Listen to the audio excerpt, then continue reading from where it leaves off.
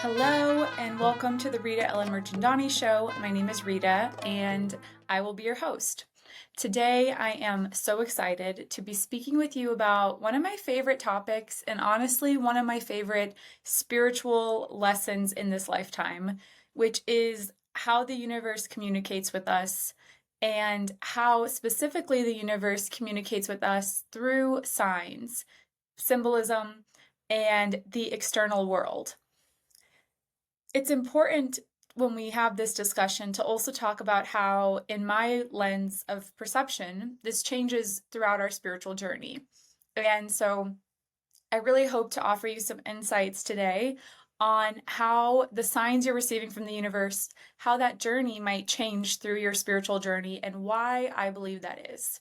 This comes from not only my own experience, but from my experience working with hundreds of people around the world, hearing different stories, hearing different amazing spiritual progressions and encounters, and really what that has taught me about how I believe our soul is somewhat designed to evolve. So I want to start off by saying, first of all, what does it mean about how the universe communicates with us? So there can be this point in our spiritual journey where we start to notice what a lot refer to as signs from the universe. So for some, this could be that you are on the way to the airport and all of a sudden on the way to the airport, your phone says 222, which is known as an angel number, which is a number that is known. Repeating numbers of 3 digits or certain digits are known to have a special frequency. But here, what's important is that you notice something that stands out to you. Okay, you see this on your phone. You're like, it registers in your brain. Okay, you're more present. That's a sign. You then get in your taxi to the airport, and the taxi driver says to you, you should check out Adele's concert. She's going to the city you're going to. I heard she's going to be there. And so you're like, oh, wow, I didn't know Adele was going to be there. And you arrive in your destination, you tell your friend, oh my gosh, there's an Adele concert. You go out to dinner that night, you're not thinking about Adele anymore, and someone comes up to you and says, hey, would you ladies be interested in going to an Adele concert? And you guys say yes, and you go to the concert. And you look back on that day and you see that it kind of started at the moment where there was the 222, or that's your perception of what happened. So when I'm talking about signs, it's this idea that the universe, God, our higher self, sends us images, knowings to help us on our journey on Earth. And I want to talk a little bit about this. And I actually think I'm quite an expert on this because, believe it or not, I actually spent 6 months living completely off of signs from the universe. So back in 2018, I left my corporate job and I went on this spiritual journey to Asia. And when I was going to Asia, I had no idea where I was going to go. I had no idea how I was even going to fund the trip. And I kind of came up with this idea of like, well, Rita, you're doing this big jump.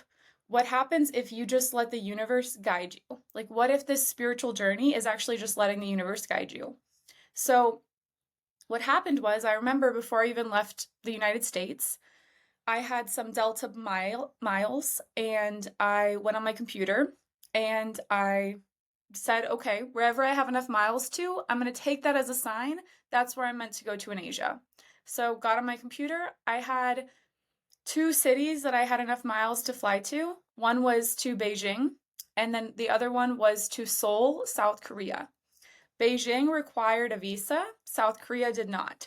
And I liked the idea that I could go and start my spiritual journey in a place called Seoul. So that was my first opening the door to the universe communicating to me through signs. I consciously said, all right, I have no idea what I'm doing. Let me start to be guided. The first was that I had enough points to get to that city without paying money. And then the second sign was that it was called Seoul, and I'm starting my soul journey there. And believe it or not, for the entire 6 months of my journey, I did not pre-plan anywhere that I went. I went to, I believe, 12 countries in total.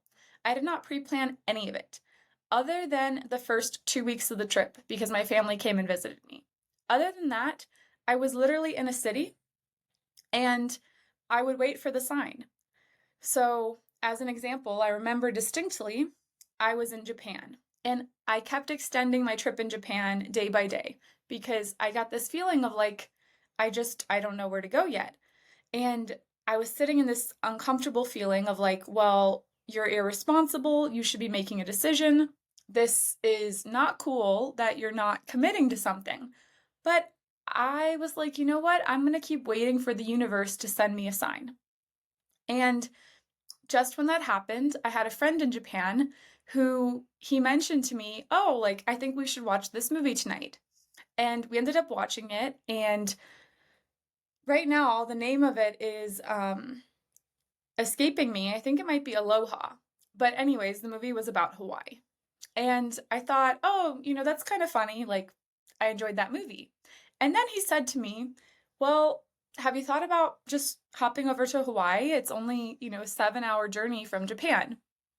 And I thought, I don't think so. Like, I'm in the that's in the United States. I don't know if I want to do that. So, I kept staying in Japan waiting for another sign. And just then, when I was waiting for another sign, another friend messaged me and said, hey, I don't know if you thought about coming to Hawaii, but I'm going to be in Hawaii next month. And that was my second sign. So then I went to the computer and, Googled how much is it to fly the 7-hour flight. And I cannot make this up. It was $99 to fly from Japan to Honolulu. And that whole journey then led to me going to Australia.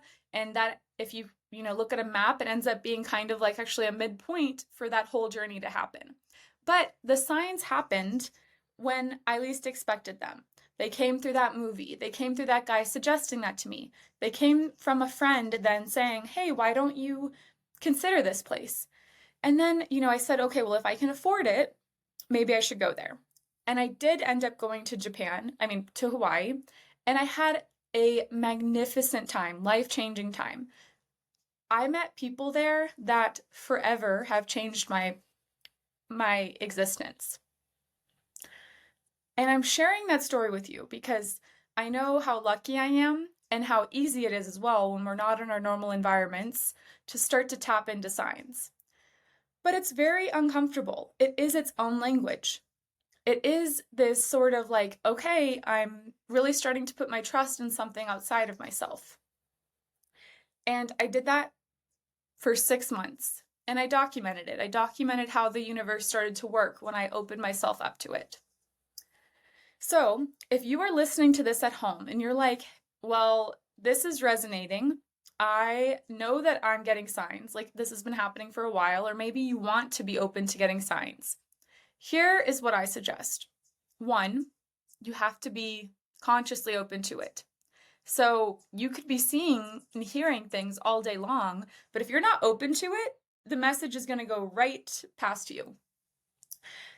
2, along with being conscious of it, you really have to start to attune your discernment.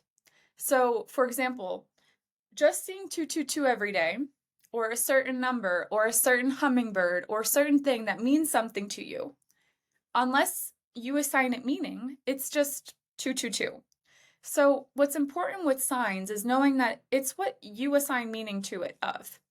So if you think seeing a black bear is a bad thing, then that's going to be a bad thing, bad omen to you.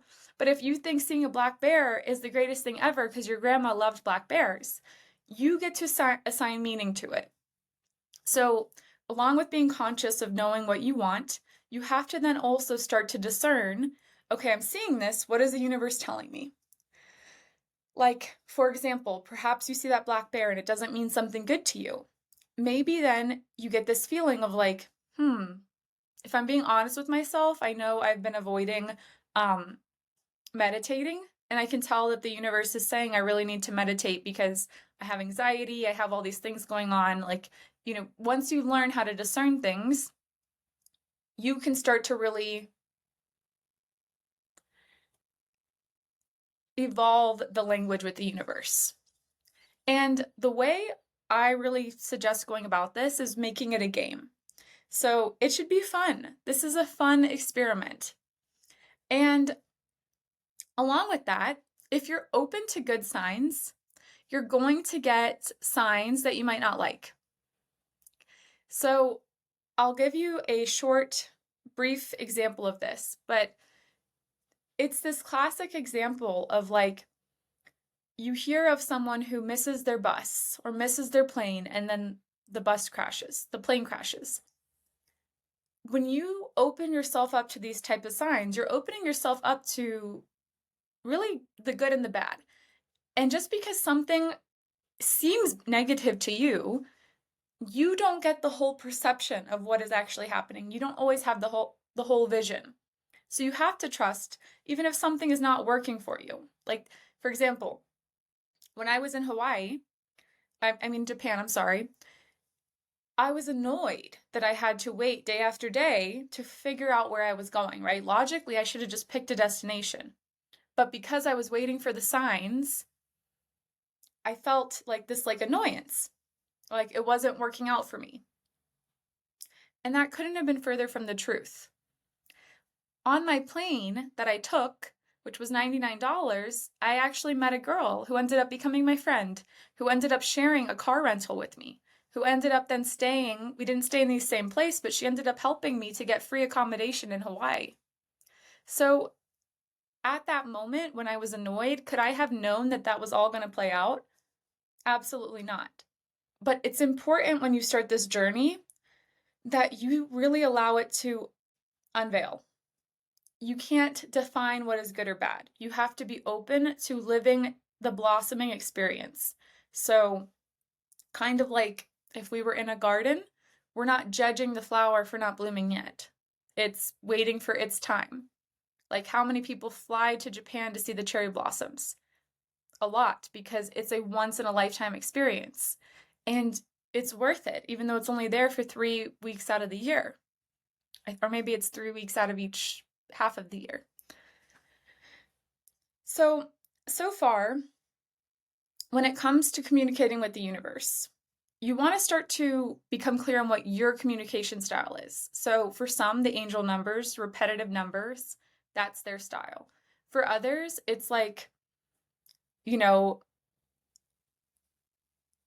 through music, through movies, through what other people are saying to them. You can have multiple ways of communication. Through some, it's through their animals, spirit guides, or even just their pets. What this does, and what I think this communication with the universe opens us to, is it starts to make us believe in more. Like that there's more available, that we're more connected than maybe we know. And that's the real gift of this. And so now I want to talk a little bit about how this can start to transition, though, throughout your journey.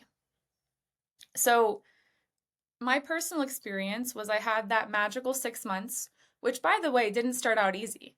It's not easy to just start trusting. It takes a lot. But once you start doing it, it's like that, when you lean back and you trust people to catch you, that's kind of what you're doing with the universe. When I returned to the United States, I kind of thought I would stay in that energy. But I didn't. Things started to change. It wasn't so clear, the signs. So, for example, I might ask for a sign and I wouldn't get anything. And then I would think, oh, am I just not connected? Like, does it not work here? I started to really go through these big questions of how energy worked and how the universe worked. And I'm going to give you my thoughts on that. So, what I started to find was that when I would ask a question, a lot of the times I started to already know the answers. So, for example, give me a sign if I should work with this doctor. Give me a sign if I should take this job. Give me a sign if this person's my soulmate. Okay? These are all things, which it might sound a little embarrassing, but I've probably asked these type of questions, or I know I've said things like this before, and I've worked with people who have definitely said things like this before. And I think it's our humanness to want to know, to want to be confirmed, to have reassurance about our path, to know we're supported.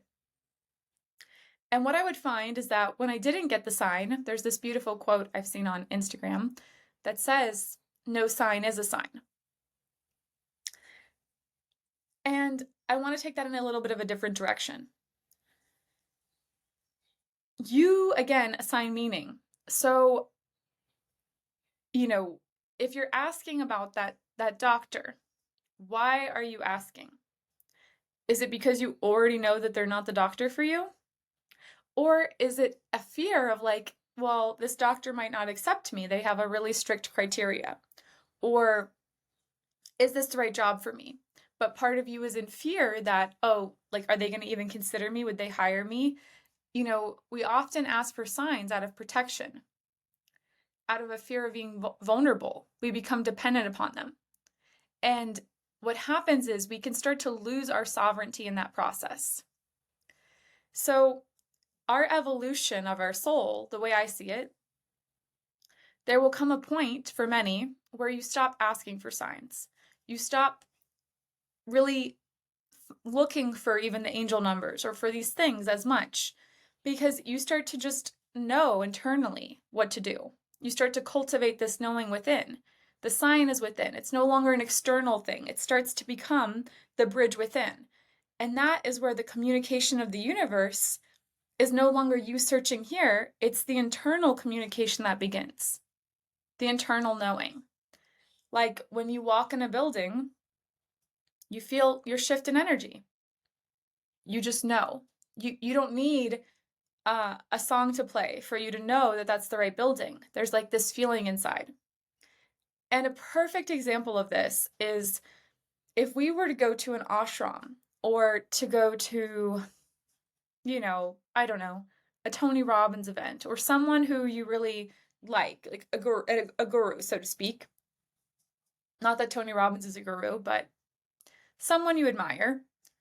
Most of them are not sitting there giving their communication to you saying, if I'm meant to talk about this, give me a sign.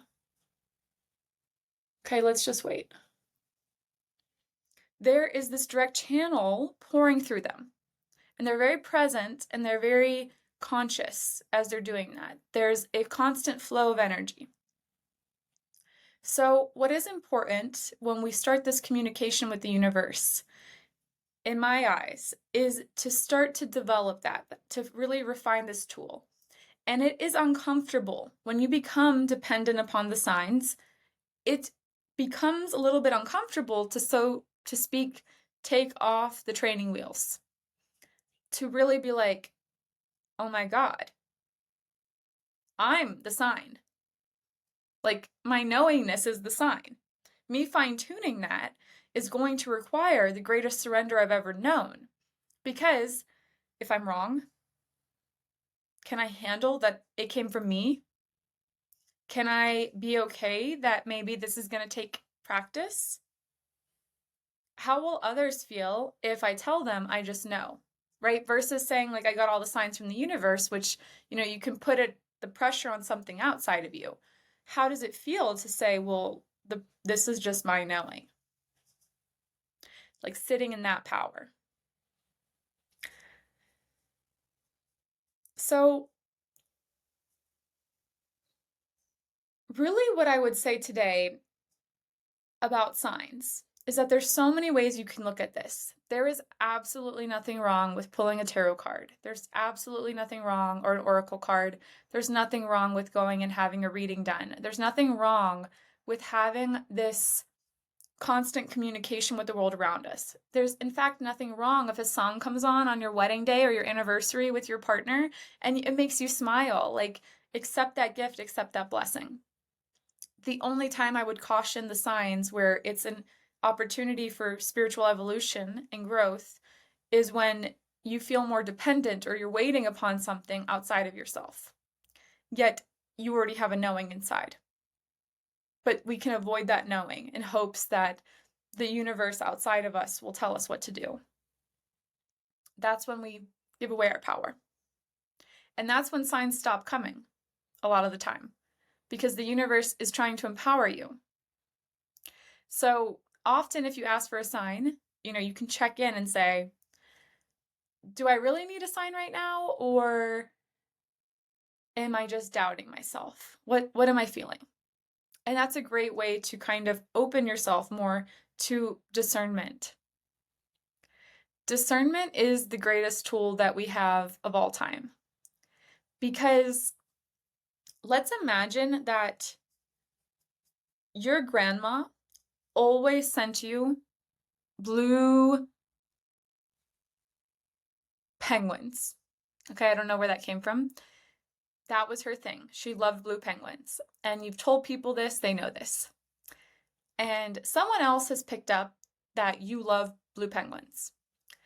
And they bring you a blue penguin gift. If you're so focused on the universe is sending you a sign, you might misinterpret that action from someone because you're placing your knowing on an external source instead of the internal knowing. So you are in your full power when you can tell, oh, they learned I like blue penguins from someone else, and that was just a nice gesture, but it doesn't mean anything more. So really where you place your emphasis on signs, where you allow it to direct your life, is so important to your spiritual evolution. It's a process to find the balance between connecting with the external world, like appreciating when you say, universe, I would love to see a hummingbird, and then all of a sudden it appears, which actually happened yesterday to me. And I still love a sign like that. But at the same time, if it didn't come, I wouldn't take it as a punishment, or it wouldn't ruin my day. It was just an added value. And I think that there's so much that can add to our joy by being open to how we experience the universe through ourselves and through the external world. Again, sometimes miracles and signs will come through others. Like if we go back to my story at the beginning, which I made up, but about the taxi driver, talking about Adele. We have to be open to the world, trusting of the world, and yet more trusting of ourselves to discern what the meaning is.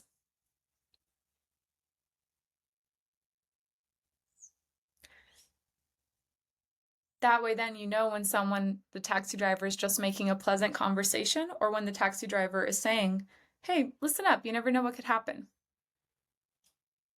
I hope that you found this conversation to be interesting. Maybe it gave you some ideas about how you connect with the universe, how you don't connect with the universe. Maybe you don't agree with some of this, and that's totally okay. This is all based on my experience and what I've learned through, again, my 6 months of committing to that, and then what I've learned since that time, where I no longer feel I need to be looking for signs outside of myself as much. If they happen, I'm definitely open, and I'm always listening. If the universe wants to tell me something, I'm always listening. But that's the beauty of meditation as well, because, when we're quiet and we're here, we tend to have the knowings faster. They might send us more external signs when we're unable or unwilling to really listen to the message inside. I hope you enjoyed this talk, and I hope to see you again. Thank you so much for joining us. I love you. Have a nice day.